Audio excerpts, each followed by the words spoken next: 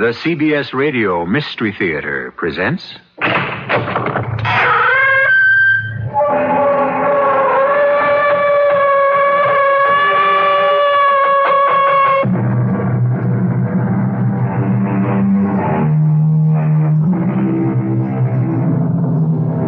Come in. Welcome. I'm E.G. Marshall. It is said that fine feathers do not make fine birds. It is also claimed that you cannot judge a book by its cover. Unfortunately, both these trenchant observations have been consigned to the limbo of wise sayings that are constantly being disregarded. Birds, books, and even people are always being judged by their appearance. The sad truth is that the overwhelming majority of us will choose a beautiful fool over a homely philosopher. Well, that's life. And sometimes that's death. Did you kill him? Well... Never mind well. Did you kill him? Answer yes or no. I'm not sure. What do you mean you're not sure? I really don't know. Did you buy a knife? Yes. Are those your fingerprints on the knife? Yes. Then how can you deny that you killed him? I admit it looks bad for me, Mars. Bad? It looks terrible. The only thing that makes me doubt that I'm a murderer... No, I can't tell you. You must tell me. Well, promise not to laugh. I promise. Mars, there is one thing I could never do. Now you have to believe me. I could never kill a man who wore a pink shirt.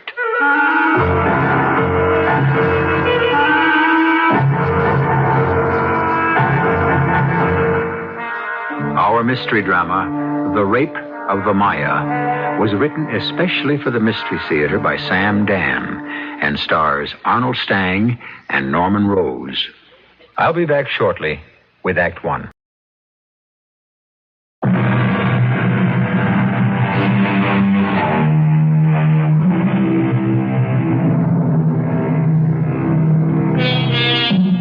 Beware, said Henry David Thoreau, of all enterprises that require new clothes.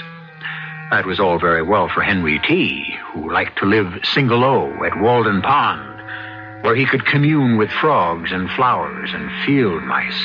My Lord, if everybody had that attitude toward new clothes, what would happen to a certain little world that lies within the confines of Manhattan Island, a universe in microcosm, which is simply known as 7th Avenue? But enough philosophy. You tune us in for action, we'll give you action. A most beautiful young girl is walking down 7th Avenue near 37th Street. She is clad in a stunning, shimmering, flowing dress. It is a dress to inflame the imagination and arouse the passions. And here is a young man who has been obviously aroused and inflamed because, without warning, he grabs her. Let go of me! Who are you? What? That's mine. Now that is mine. Take your hands off That me! gown. Where did you get that gown? Oh, scream! Take that dress off. It's mine. Help! No, don't scream. There's a maniac! Help me! Now just listen, you fool. You're choking me! Yes, I'm choking you. I have to make you stop screaming. Now look, you're an intelligent girl. Now you must promise to be good. No, don't open your mouth. Just listen. I'm gonna let go of you. See? Now, take off that dress.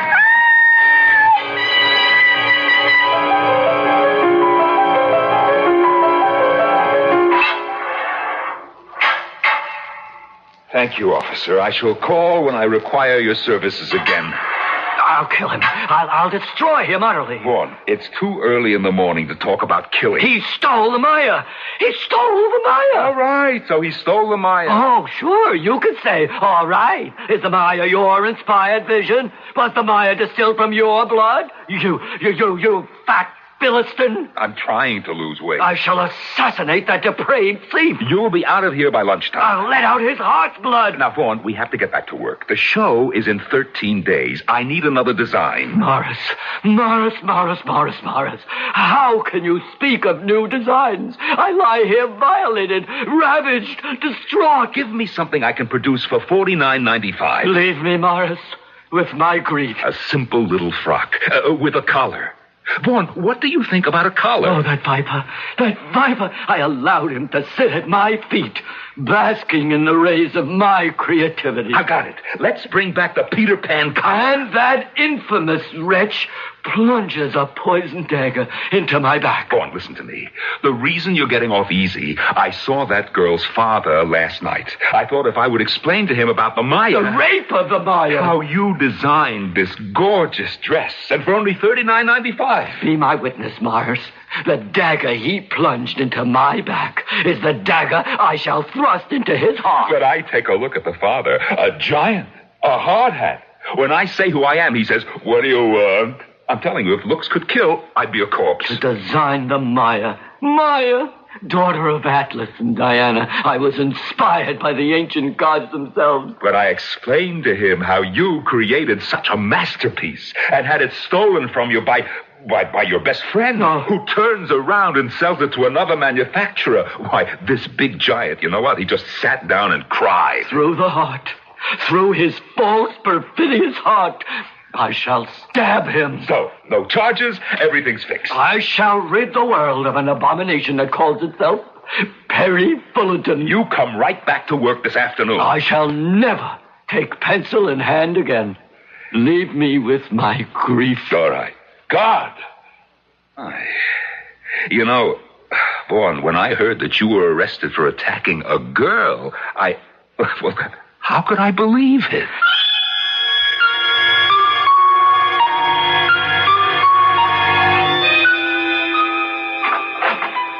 Perry. Sally Joe, I have to talk to you. Oh, well? Sally Joe, I'm in trouble. Oh, I'm sorry to hear that, sugar. What I mean is, real trouble. Oh, I'm genuinely sorry to hear that. Oh, it's a bad scene, oh, it's total trouble. Oh, Perry, honey. Have you seen Adrian? Adrian? Yes, if Adrian finds me, Perry, sugar, now why should you be scared? I need $500, like right now. But you got $500. You took that adorable little Maia dress over to the man at Personality Fox, and he gave you $500 in nice new bills. He did.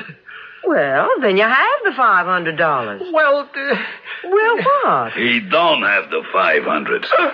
Adrian. Yeah, it's Adrian. Sally Joe, what is he doing here? What am I doing here? I pay the rent, that's what I'm doing here. Well, now, that's not really true. It ain't? Perry owes me 500. So he's paying your rent with my money. Adrian, let me explain. What's to explain? You just come up with 5 big bills which you owe me. Dig into them green pants of yours. They're aqua. And hand over the dough. Well, I had the money. I don't like where this is headed. But do you know the shoddy way they make things You today? ain't gonna like it either. Well, there's a hole in my pocket, you see?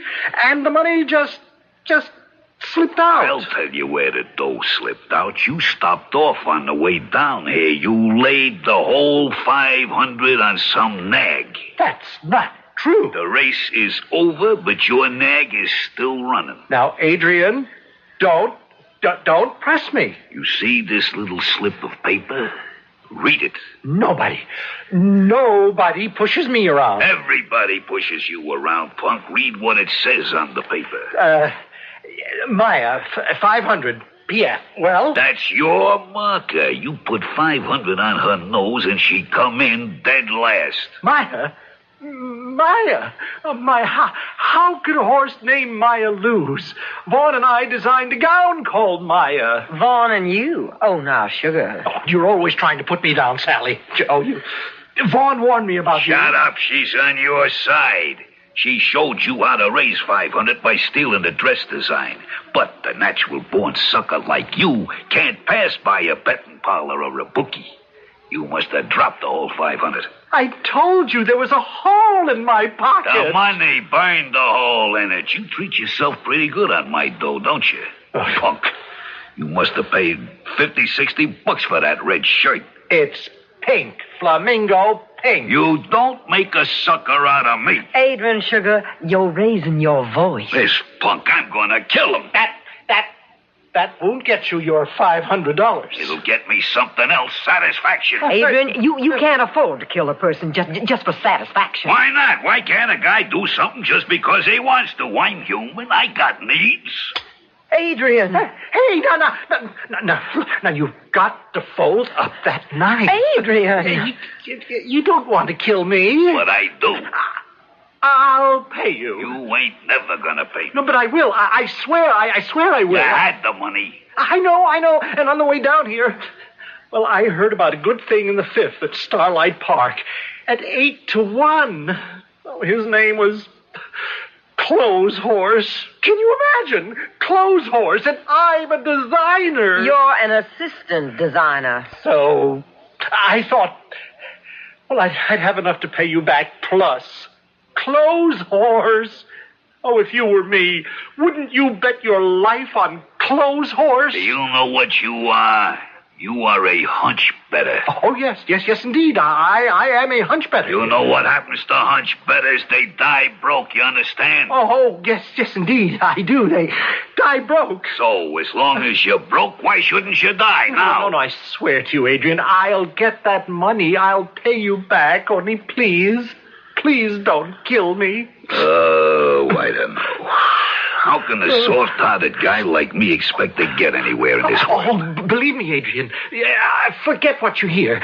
Nice guys do finish first. So, I ain't gonna kill you. Oh, and you won't regret it. I'll pay you back every cent. But just to make sure you remember, I'm gonna carve a little mark. No, you keep away. On the right side of that chin of yours. Adrian, no. Stand still. No, I won't. Don't try to fight him, Perry. Now, don't. Let go of my arm, punk. No, I won't let you kick me. I said let go. No, don't kill him. Hold still. You're getting off cheap.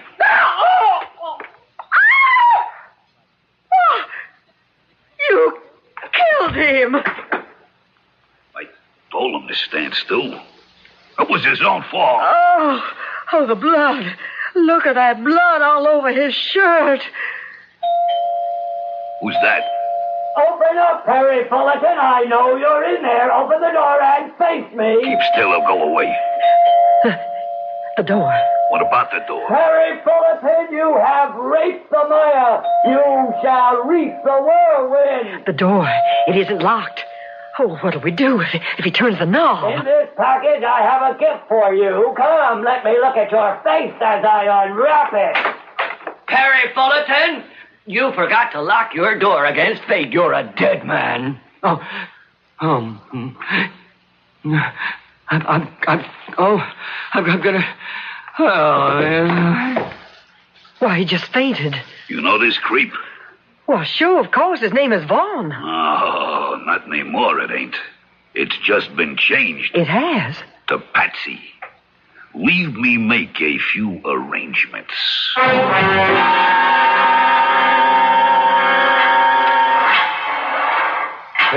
Thank you, officer. Tell me, isn't this where I came in? Vaughn, you know what they say. They say you killed him. Yes. The door was open. A neighbor passed by. They say you were lying there, unconscious, on the floor next to him. Yes. The knife with the switchblade, with blood on it, was in your hand. Yes. They say you had the motive. Yes. And so, when you add all this together, it proves you killed him. That's what they say. Yes, Morris, that's what they say. But, Vaughn, you know what I say. I say I don't believe a word they say. Why, Morris, why? Because I believe you're innocent. I refuse point blank to believe them. No, Morris, believe them. What are you saying? Why should I believe? Because they happen to be right. I'm guilty. Guilty? Vaughn, how can you even say such a thing? Because, Morris, it's true. Oh, no. No, not you. I killed him. I can't believe it. How could a person like you kill another human being?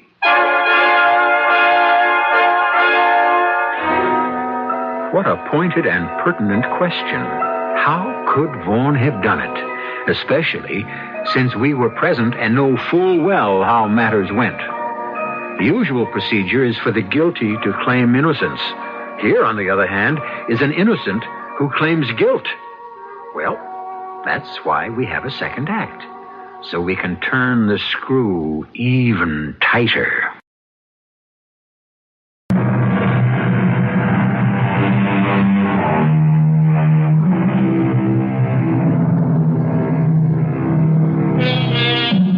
Maia was the name of the ancient Greek goddess of fertility. Maia is also the name of a sleek 3-year-old racehorse who is still considered a maiden, meaning she hasn't won yet. And finally, Maia is the name of a beautiful gown designed by Vaughan Lemaire. Well, the goddess named Maia inspired the gown, but the racehorse named Maia inspired a losing bet, which produced a chain of circumstances, the latest link of which finds our poor Vaughan Lemaire in prison, charged with murder. Listen, Vaughan, a nut you probably are, but a murderer? Definitely not. Oh, how little we know the inner heart of another human being. Don't start up with me, Vaughan. I know you. Oh, Morris, like Diogenes, you seek so desperately for the minuscule speck of what is good in man. Did you kill him? Did I kill him? Say yes or no. Yes. I don't believe it. Look me in the eye and say yes. Yes. I still don't believe it. Why? Why won't you believe Will it? you stop being stubborn? You want to sit in the electric chair? You didn't kill him, and that's all there is to it. Morris, accept reality. You talk to me about reality. Oh, poor Morris, the eternal optimist. You so desperately want to believe in the essential goodness of man, but man is evil. The flesh is wicked. I have the brand of Cain, the murderer's mark. What are you talking about? How could you kill anybody? You faint at the sight of blood. Yes, that's true. But you don't see the blood until afterward. Okay, Mr. Wise Guy. Wind up in the chair with the wires and the metal cap. I decided to kill him. I purchased the knife. I went to the apartment, and I killed him. You must accept it, Morris. No. Oh, poor Morris. Poor, loyal, loving Morris. You mean you killed him? You really actually killed him? Now, please, you mustn't feel so badly. I'll get you a lawyer. Now, please, Morris, not your son-in-law. Sheldon's a wonderful lawyer. I don't want a wonderful lawyer. Why not? He might get me acquitted. That would be bad? I'm guilty. I must pay for my crime. Vaughan, is there anything you need? Solitude. I must compose the speech. What speech? When the judge will say, Vaughan Lemire, do you have anything to say before sentence is passed upon you? I intend to be ready. Yeah. I tell you, Vaughan, after they made you, they threw away the model.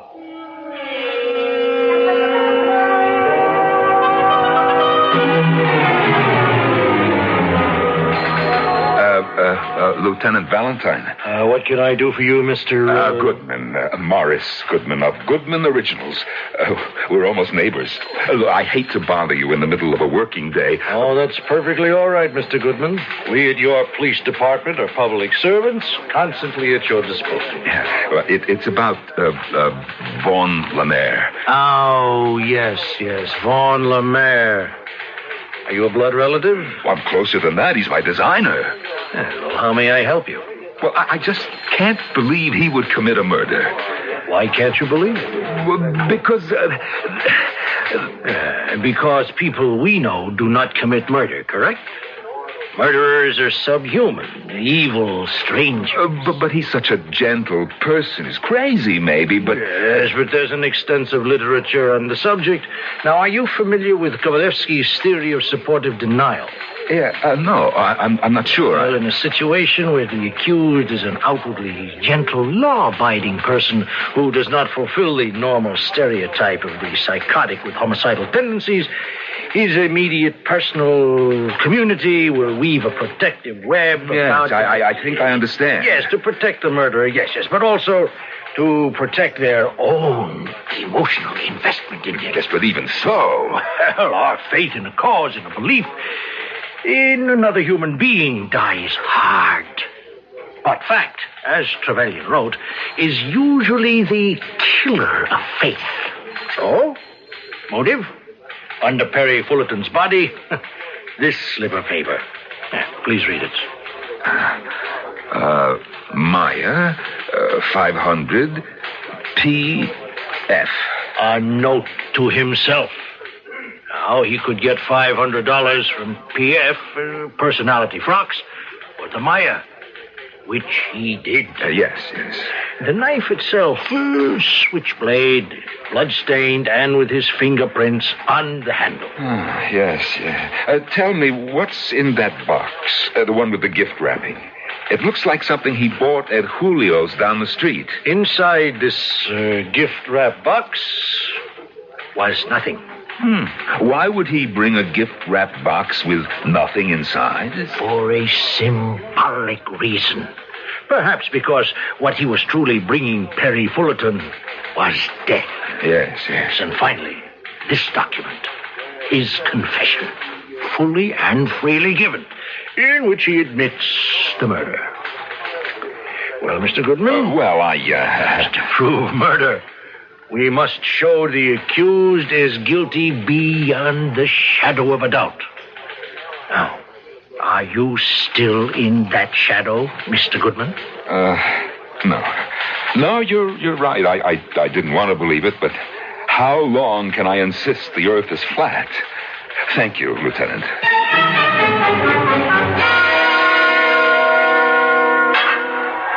Thank you, officer. Morris! I came over as fast as I could. Now, what is the matter, Vaughn? You're so excited. Morris, I'm being framed. For what? For murder. I didn't kill Perry Fullerton. Yes, you did. Who says so? Who? You. You convinced me that you killed him. The knife, the fingerprints. I thought I killed him. You thought?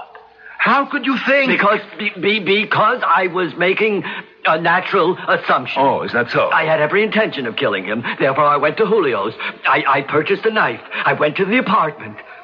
The next thing I knew, I was lying there beside his dead body on the floor, the knife in my hand. And so, wouldn't it be natural to assume that I had accomplished my mission and killed him? Yes, it would be natural. But this morning, as I awoke from troubled slumber, I realized that I did not kill him. How could you realize? That when I walked inside the door, he was already lying dead on the floor, and I fainted at the sight of the blood. No, Vaughn. You convinced me the other day. 2 people were standing there in that room. Oh, yes, I know. And they had just gotten off from a flying saucer. No, please, Vaughn. I didn't kill him. Sally Joe. You know Sally Joe. She used to be our model. I fired her because she became obese. Oh, maybe she put on a little weight, but obese. She was standing there with Adrian. Vaughn, who could believe such a story? A person who calls himself my friend could believe it. Oh, I can't keep up with you. One day you're guilty, the next day you're innocent. All right. Let me prove it to you that I am innocent. I went to Julio's to purchase the knife. It was a Damascene blade. Oh, please. This was to be the most artistic and exquisite killing in the entire history of personal assassination. Even when you talk about a knife, it makes me... I would confront him and I would say, I have a gift. I shall unwrap it. I shall present it. Point first. And I would. But I fainted. You yourself, you know I faint at the sight of blood. Sheldon says it won't be too bad. You can plead temporary insanity. But you see, I couldn't have killed him unless and until I could make him change his shirt. Now, what is this? Morris, his shirt was flamingo pink. His blood was bright red. Well, truthfully, the sight of that atrocious clash in colors is what made me pass out. But as you said yourself, the blood you don't see till afterwards. No, Morris, not I. Had he been alive when I entered the flat, had I held the knife to his breast, I would have seen the red blood before it gushed forth to stain the pink shirt. I, a designer, see things before they exist. Well, then, Vaughn, how... Morris! Have you ever known me to mix pink and red? Have you? Oh, I'm ill. I just can't think of it. Vaughn, will you please shut up? A person can't hear himself think. Morris, have I ever lied to you? Oh, constantly. And I don't mind. It's part of your genius. I wanted to kill him. I bought the knife, but I never even unwrapped the package. He was dead when I got there. I'm innocent, Morris. Vaughn. Believe me, Morris. You must believe me.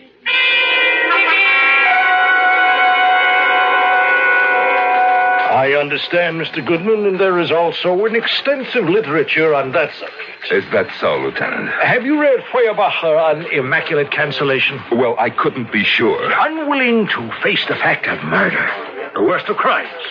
The subject will cancel the memory and thus cleanse himself of guilt. What you're saying is he's telling a lie. Because he cannot face the enormity of the deed. Mm-hmm. One thing he said made sense. He couldn't stab a man who was wearing a bright pink shirt. The colors would clash.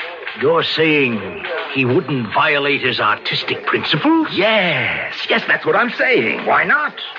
He was willing to violate his moral ones. I believe him. Here is the knife with his fingerprints. I know, but yet he says he brought it there in that box and never even took it out. Fingerprints, blood stains. These are the facts which tell us otherwise. The knife. Oh, wait. It's a switchblade knife, no? Yes. It's not what you would call highly artistic. No, but you would call it highly effective. This is the knife he bought? Why not? It's good enough to do the job. You lied to me. I swear to you, Morris, I told you the truth. What is this nonsense about an artistic knife with a whatever you call it, blade? It's true. I saw the knife. It had your fingerprints on Somebody it. placed them there while I was unconscious. It was a common, ordinary, everyday switchblade knife that any common, ordinary, everyday hoodlum would use. Impossible. Here, I'll show you. I have the sales slip from Julio.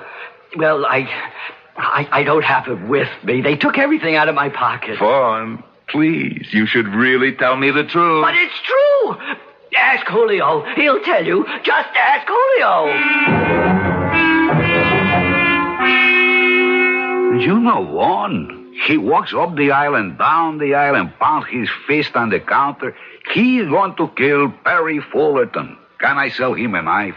And so you sold him a knife. Oh, Julio. How could you sell him a knife? He was behaving like a maniac. Morris, how can you say such a thing about me? But you did sell him the knife. You knew he was ready to kill, and you sold him a knife.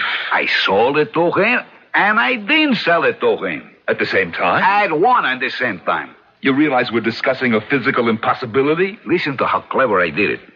He picks out this dagger. Genuine. Made in Toledo, not Ohio, Spain.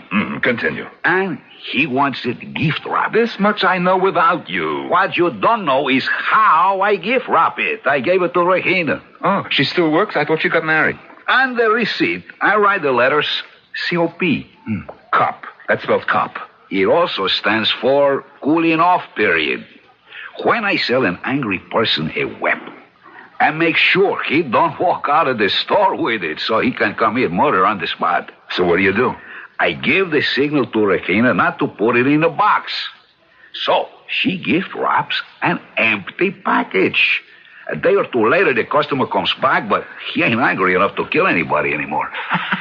So what you're telling me is he walked out of here without the knife. A great idea, Morris, no? So he never used it to kill Perry. How could he use it to kill Perry? Still in the store. Then he was telling me the truth. He didn't kill Perry. But how is such a thing possible?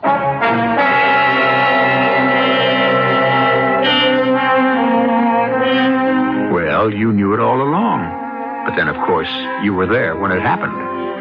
Remember, Morris is trying to put it all together out of thin air, and he isn't even a police officer.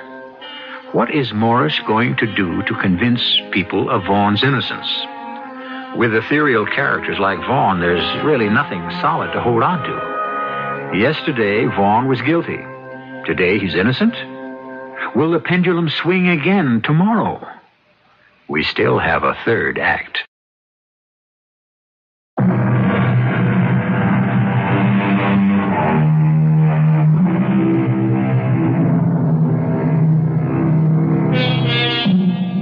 Perry Fullerton cheated two people. He stole a design from Vaughn Lemaire, and he welched on a bet he owed to bookmaker Adrian Smollett. Both Vaughn and Adrian were furious enough to kill him. And while Adrian committed the murder, poor Vaughn is getting the blame, thus proving the old proverb, the early bird gets the credit. But, Lieutenant, he didn't even have a knife. I'm afraid he did, Mr. Goodman. It's here on the table. That isn't the knife he bought from Julio. Julio didn't put the knife in the package. Precisely, Mr. Goodman. And when Vaughn discovered the package was empty, he picked up another knife, this knife, the bloodstained knife with his fingerprints on it. But he swears that he saw Sally Joe Crabtree and Mr. Adrian Smollett. They were in the room. And Perry was already dead on the floor when he arrived. There is an extensive literature on the subject, Mr. Goodman. I should have known. Have you heard Tillinghast on compulsive psychotic association? No. Well, I suppose you could say it means misery loves company. A man in trouble tries to involve others. You say he's lying, huh? He's fantasizing. But he says he saw them. We asked Miss Crabtree and Mr. Smollett to come in for questioning. And what happened? They were out of town these past 3 days. They only returned this morning. Lieutenant, I am a judge of character. I tell you, and you heard it here first, that Vaughn Lemaire is not guilty.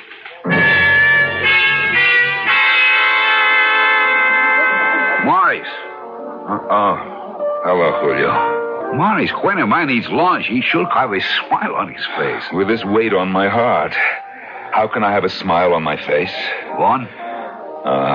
Julio, he was like a son to me. He was a good designer. I say that much for him. What do you mean was? You talk like he's dead. They're going to put him away, Morris. He's open and close. While there is life, there's hope.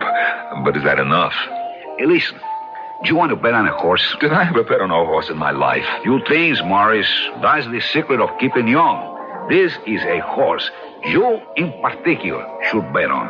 Be good enough to explain why I should violate the principles of a lifetime. Because of the horse's name. Yes? This horse is called Maia.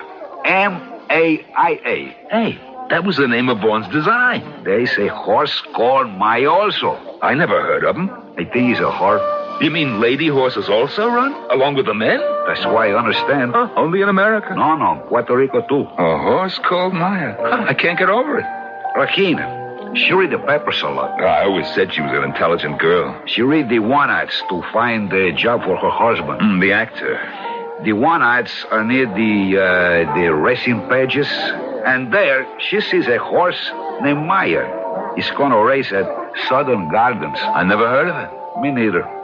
He's somewhere in Louisiana. Maia is also a racehorse. Aha. Aha, what? Well, right now it's only aha. Maybe later, it'll be something else.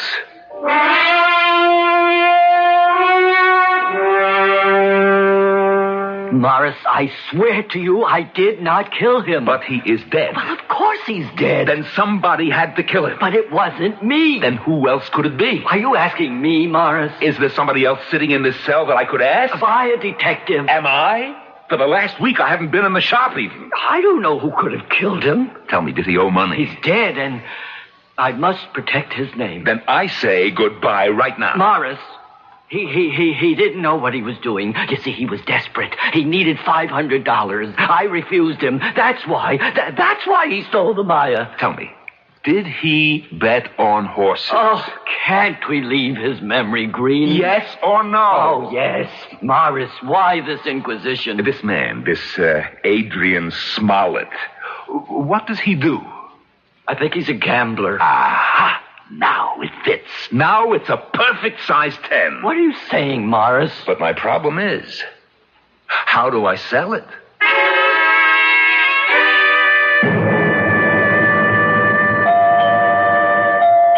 Be right with you, sugar.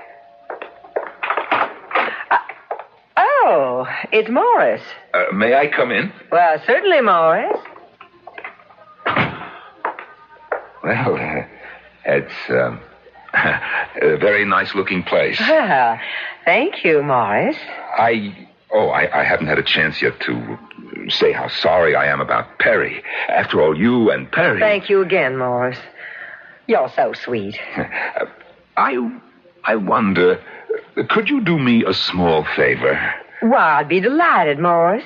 Well, you see, this is something new to me. Well, you sound like a man who's going to attempt something naughty. Oh, well, Sally Joe, for me it would be naughty. I think I want to bet on a horse. Morris. Well, shouldn't a man have some fun from life? Well, absolutely. I was reading in the papers, and I saw the name of a horse. It runs somewhere, I don't know, way down in the south. Oh, honey, they're the best. A horse named, I can't get over it. Could you believe the name of this horse? Well, Sugar, I'd have to know it first, wouldn't I? Maia. Maia. But that's... That's what? Oh, nothing. It's just a coincidence. Isn't it?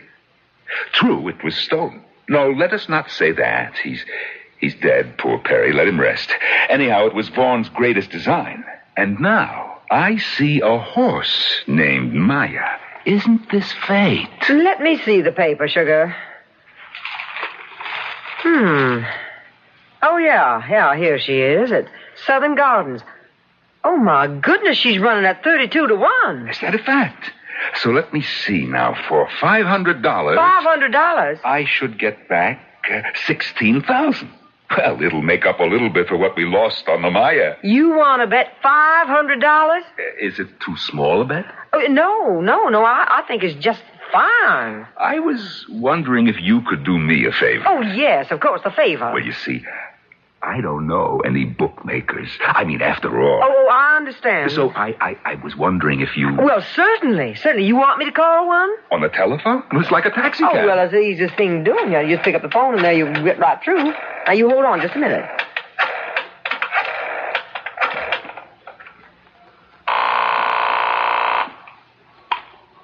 Yeah? Sally Joe. A gentleman's here. Wants to place a little bet. A chump. 18 carat. Good for the dough. A very solid individual. Put him on. Morris? Oh, yes, thank you. Hello? With whom am I speaking? That don't matter. Just say your piece. Oh, there's a horse called Maia. Running into fifth at Southern Gardens, 32 to 1 and carrying 106 pounds. How much you want? Will $500 be all right? To win? Of course, to win. What then, to lose? Most times in 10 minutes. 500 on Maia. What's your initials? Morris Goodman, MG. Stay near that phone. I'll call you back.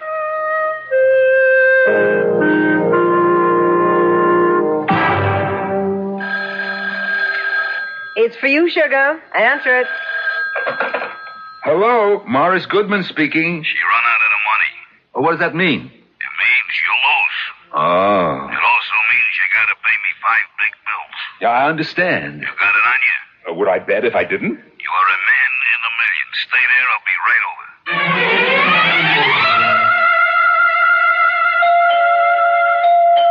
Coming.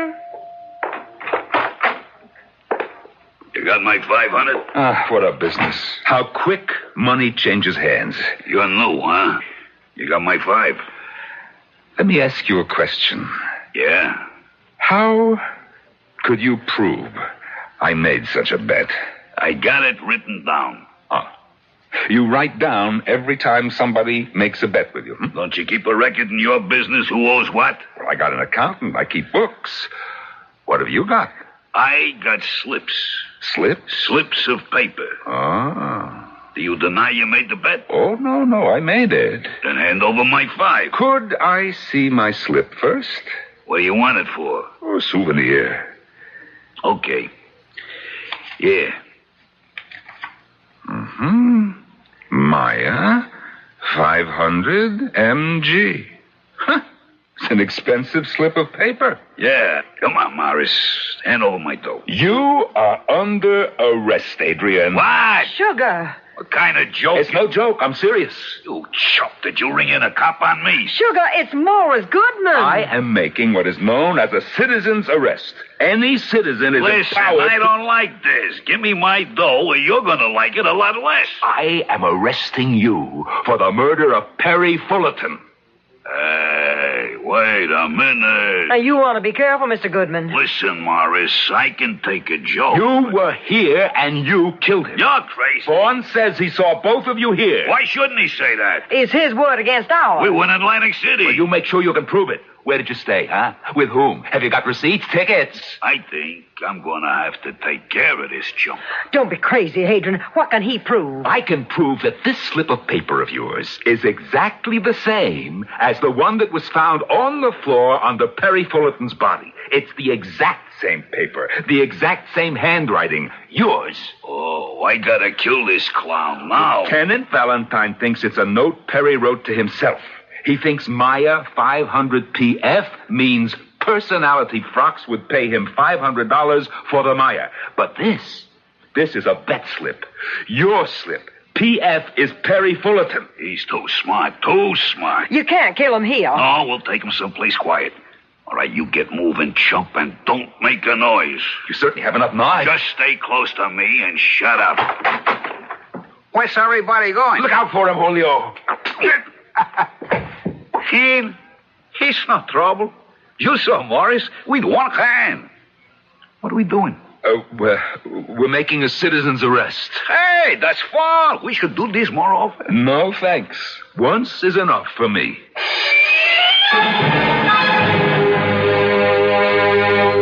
Lieutenant, how fast can I get Vaughn out? He has to get back to work. Oh, the papers won't take more than half an hour. Our fall showing is less than a week away. Tell me, Mr. Goodman, how were you able to perceive the salient facts? How could you, in the face of all this apparent evidence, believe that Vaughn was innocent? Well, Lieutenant, how could he mix red with pink? There must have been something else. Well, Lieutenant, there's an extensive literature written on the subject.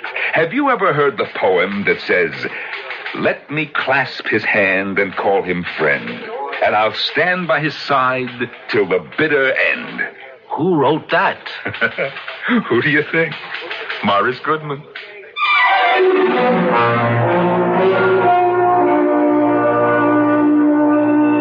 This has been a story of friends. Friends who were loyal and friends who were false. Friends. They make living possible, but also can make living impossible. The book tells us that a faithful friend is the medicine of life. And while medicines cure, they can also kill. Friends. For better, for worse, who can do without them? Since we cannot do without you, I shall be back in just a few moments.